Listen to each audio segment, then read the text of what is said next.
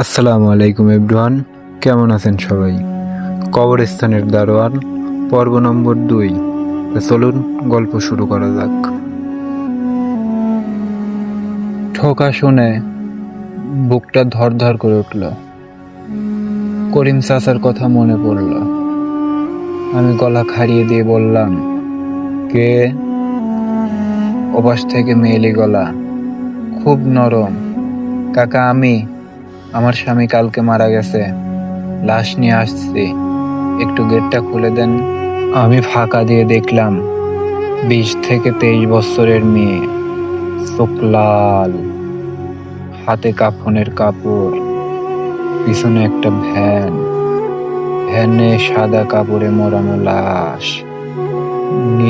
নিয়ম ভাঙতে ইচ্ছে করতেছিল না, কিন্তু মেয়েটার কান্না দেখে মায়া লাগলো। গেট খুলে দিলাম। মেয়েটা সালাম দিয়ে ভেতরে ঢুকলো। কোন কবরে দিবেন? আমি জিজ্ঞাসা করলাম। মেয়েটা আঙুল দিয়ে ওই বট গাছের নিচে ভাঙা কবরটা দেখালো, ওইটার পাশে। আমার শরীরটা ঠান্ডা হয়ে গেল। করিম চাচা না করছিল ওই জায়গায় যেতে, তবুও টর্চ নিয়ে আগালাম।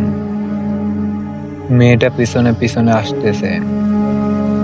কবরের কাছে যেতেই দেখি কবরটা ভাঙা, আর ভেতর থেকে মাটি খোঁড়া, মাটির উপর একটা হাত রাখা, একদম ছবির মতো। আমি পিছনে ঘুরেতেই মেয়েটা নাই, শুধু বাতাসের একটা কথা ভাসতেছে, ধন্যবাদ দারোয়ান, আজ থেকে তোমার ডিউটি শুরু। হঠাৎ মাটির নিচ থেকে ঠান্ডা একটা হাত আমার পা চেপে ধরল। মাটির নিচ থেকে বরফের মতো ঠান্ডা একটা হাত আমার গোড়ালি চেপে ধরল। আমি চিৎকার দিয়ে লাফ দিলাম। পিছনে দেখি কেউ নাই, শুধু বট গাছের পাতাগুলো নড়তেছে, অথচ বাতাস নাই।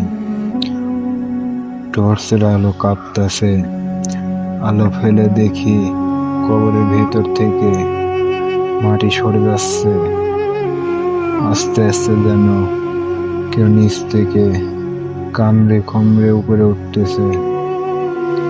হঠাৎ ধপ করে একটা শব্দ, কবরের মাটি ফেটে একটা পচা হাত বের হলো, নখগুলো 3 ইঞ্চি লম্বা, তারপর আরেকটা হাত, তারপর মাথা যে উঠে আসলো, তার গরম কাফনের কাপড়, কিন্তু কাপড়ের রক্তর দাগ, মুখে অর্ধেক পচা গেছে, চোখের জায়গা 2টা গর্ত, গর্ত দিয়ে সাদা পোকা বের হচ্ছে।